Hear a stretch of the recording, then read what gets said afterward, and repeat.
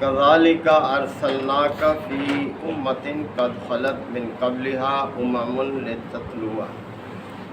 لتتلو عليهم الذي أوحينا إليك وهم يكفرون بالرحمن قل هو ربي لا إله إلا هو عليه توكلت وإليه متاب ولو أن قرآنا سيرت به الجبال أو قطعت به الأرض أو كلم به الموتى بل لله الأمر جميعا أفلم ييأس الذين آمنوا أن لو يشاء الله لهدى الناس جميعا ولا يزال الذين كفروا تصيبهم بما صنعوا قارئة أو تحل قريبا من دارهم حتى يأتي وعد الله إن الله لا يخلف الميعاد صدق اللہ مولانا العظیم۔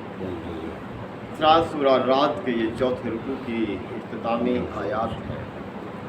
پچھلی آیات میں رب کائنات نے اس بات کی طرف توجہ دلائی کہ یہ منکرین حق اے نبی صلی اللہ علیہ وسلم آپ سے نشانی کا مطالبہ کر رہے ہیں کہ یہ شخص تو ہم ہی جیسا ایک انسان ہے، ہماری طرح کھاتا پیتا ہے، بیوی بچے رکھتا ہے، بازاروں میں چلتا پھرتا ہے، تو کوئی ایسی نشانی ہوتی جو غیر معمولی قسم کی ہوتی تو نشانی پیغمبر کے بس میں نہیں ہوتی، یہ تو اللہ تعالیٰ ہی اسے عطا کرتا ہے۔ مختلف پیغمبروں کو مختلف نشانیاں اللہ تعالیٰ نے عطا کی ہیں، تو یہ اللہ ہی کی قدرت سے ہے یہ نشانی۔ اور توجہ دلائی ہے اب ان آیات میں کہ نشانی اگر اللہ تعالیٰ کوئی ایسی غیر معمولی قسم کی بھی نازل کر دیتا تو نہ ماننے والے تو پھر بھی نہ مانتے، حالانکہ آپ صلی اللہ علیہ وسلم سے پہلے حضرت عیسیٰ علیہ السلام مبعوث ہوئے ہیں، کوئی 650 سال تقریباً پہلے، اور کتنی غیر معمولی نشانیاں اللہ تعالیٰ نے دی تھیں عیسیٰ علیہ السلام کو، تو کیا سب لوگوں نے ان کو پیغمبر مان لیا؟ پھر بھی ان کے قتل کے درپے ہوئے لوگ، یعنی کتنی بڑی نشانی تھی کہ وہ مردہ کو اللہ کے حکم سے زندہ کر دیتے تھے، اور بھی نشانیاں تھیں۔ تو ایک تو یہ بات سمجھائی ہے کہ یہ نشانی عطا کرنا یہ اللہ ہی کا اختیار ہے، جیسے وہ اس کی حکمت کے تحت ہوتی ہے جو کچھ ہوتا ہے۔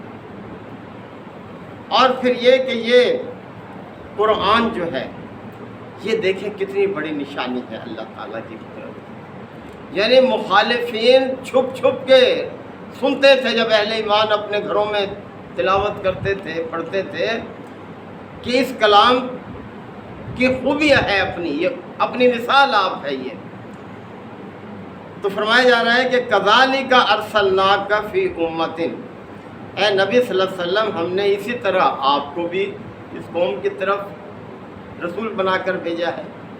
کوئی نئی نرالی بات تو نہیں ہے، اللہ تعالیٰ نے ہر دور میں کتنے پیغمبر آپ سے پہلے آ چکے، اور ان کے ساتھ جو رویہ اختیار کیا گیا وہ کوئی مختلف نہیں ہے جو آپ کے ساتھ کیا جا رہا ہے۔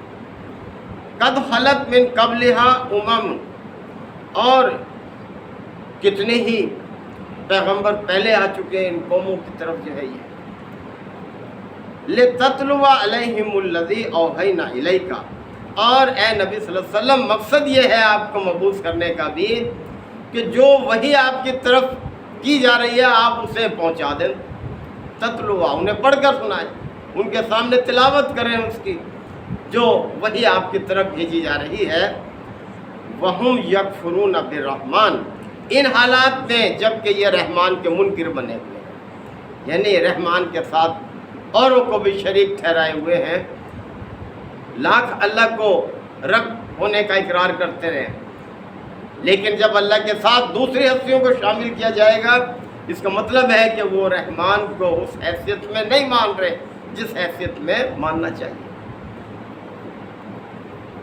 کل فرما دیں آپ ڈنکے کے چوٹ پر آپ، ہوا ربی کہ وہی میرا رب تو وہی ہے، تم مانو نہ مانو، لا الہ الا ہوا، اس کے علاوہ کوئی الہ ہے ہی نہیں، معبود ہی نہیں ہے۔ کتنی بڑی نشانی ہے یہ ساری کائنات جو چل رہی ہے۔ اگر اللہ کے علاوہ اور الہ ہوتے تو یہ کائنات اس طرح سے نہیں چل سکتی تھی۔ اللہ تعالیٰ نے اعلان بھی فرمایا کہ لو کان فیہما آلہۃ الا اللہ لفسدتا، کہ اگر اس کائنات میں اللہ کے علاوہ کوئی اور معبود ہوتے تو اس میں ایک فساد برپا رہتا، کوئی ایک حکم دیتا دوسرا حکم دیتا، ایک دوسرے کے خلاف نبرد آزما ہوتے اور یہ کائنات چل نہیں سکتی۔ علیہ توکلت، اور فرما دے کہ میں نے تو اسی پر بھروسہ کیا ہے، وَإِلَيْهِ مَتَاب، اور وہی میرا ملجا اور ماوا ہے، اسی کی طرف مجھے پلٹنا ہے۔ ہر ایک نے حساب دینا ہے، پیغمبروں نے بھی حساب دینا، یعنی ان سے بھی پوچھا جائے گا ان کی قوم کے سامنے لا کر کہ کیا تم نے وہ پیغام پہنچایا جو تمہاری طرف بھیجا گیا تھا۔ حالانکہ اللہ تعالیٰ براہ راست بھی جانتا ہے، لیکن حجت تمام کرنے کے لیے پوچھے گا، اور پیغمبر کہیں گے کہ یا اللہ تو گواہ ہے، ہم نے تیرا پیغام پہنچا دیا تھا۔ اور پھر یہ کہ اس قرآن کے بارے میں اگر یہ قرآن ایسا ہوتا تو پھر بھی کیا ہو جاتا، کیسا ہوتا قرآن؟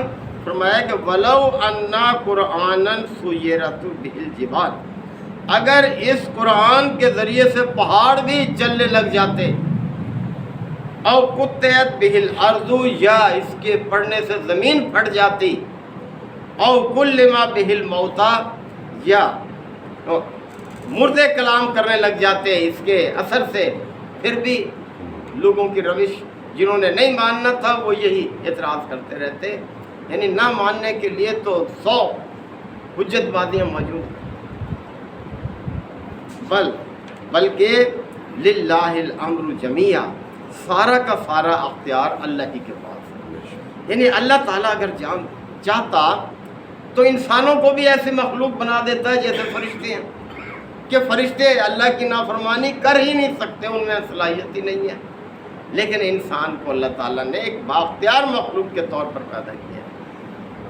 اس کی آزمائش ہو رہی ہے یہ دنیا میں، یعنی یہ دنیا امتحان گاہ ہے انسانوں کے لیے، دونوں راستے اس پر واضح کر دیے گئے ہیں۔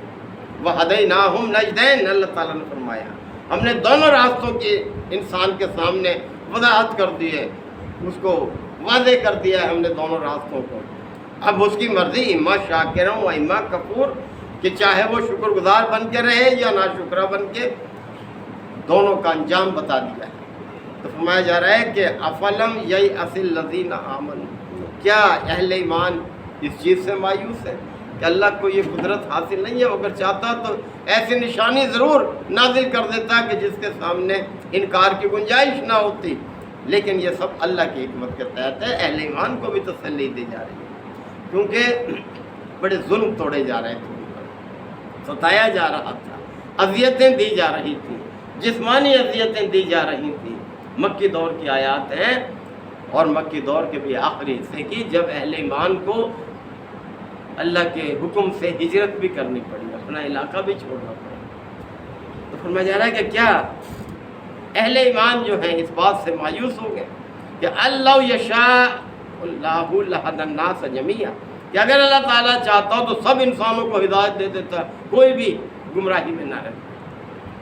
وَلَا يَزَالُ الَّذِينَ كَفَرُوا تُصِيبُهُمْ، اور ان کافروں پر کوئی نہ کوئی مصیبت آتی ہی رہے گی۔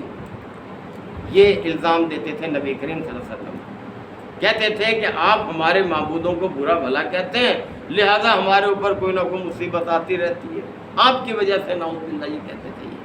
تو فرمایا کہ وَلَا يَزَالُ الَّذِينَ كَفَرُوا تُصِيبُهُمْ بِمَا صَنَعُوا قَارِعَةٌ، کوئی نہ کوئی مصیبت ان منکرین حق پر ان کے اپنے کرتوتوں کے باعث ان پر ٹوٹتی رہتی ہے، آتی رہتی ہے۔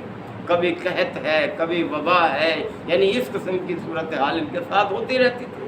اور مکہ میں قحط بھی آپ صلی اللہ علیہ وسلم کی دعا سے جو ہے وہ برپا ہوا۔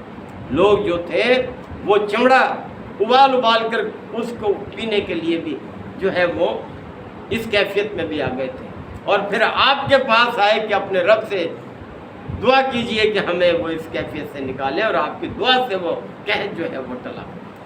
تو فرمایا جا رہا ہے کہ ان کے ہاتھوں کی کمائی کی وجہ سے، ان کے کرتوتوں کی وجہ سے ان پر کوئی نہ کوئی مصیبت جو ہے وہ آتی رہتی ہے.